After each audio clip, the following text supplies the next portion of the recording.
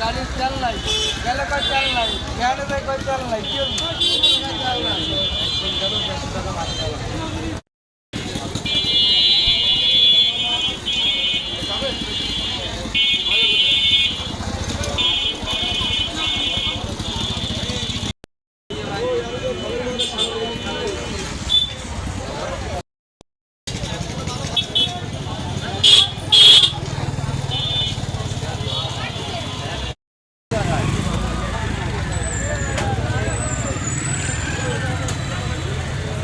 Iran এবং ইসরায়েলের যুদ্ধ চলে, যার কারণে বাংলাদেশও তার প্রভাব পড়ছে। বর্তমানে তেল সংকট বাংলাদেশে। এখন এই পরিস্থিতিতে আপনারা কী অবস্থায় আছেন বা কতটা তেল পাচ্ছেন? আমরা খুব বেহাল অবস্থায় আছি।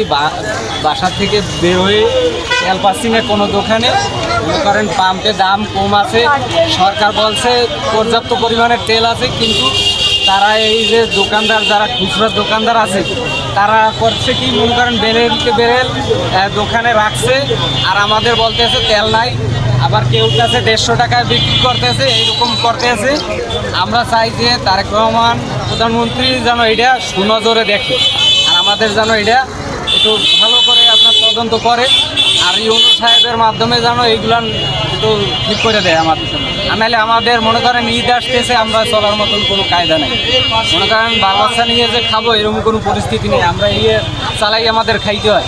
এই দেখেন গাড়ি সবগুলো পড়ে রয়েছে, একটা গাড়িও যাইতে পারতেছে না তেল ছাড়া।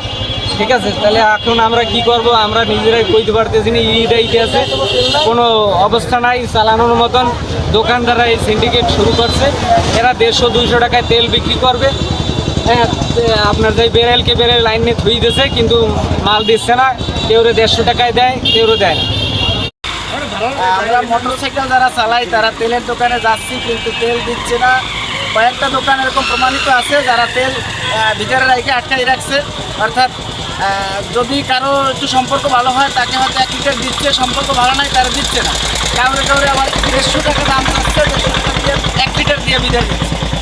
এই পরিবেশে মংলার পরিস্থিতি আছে।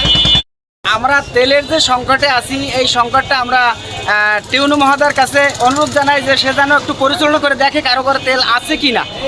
অর্থাৎ কিছু কিছু লোক আছে তেল আটকাই রেখে এরা বলতেছে তেল নাই, আবার বেশি দামে বিক্রি করতেছে। মংলা থানা প্রত্যেকটা এলাকায় যেখানে যেখানে তেল আছে সেখানে সেখানে তেল আটকাই রাখছে। বেশ কিছু দোকানে এরকম আছে।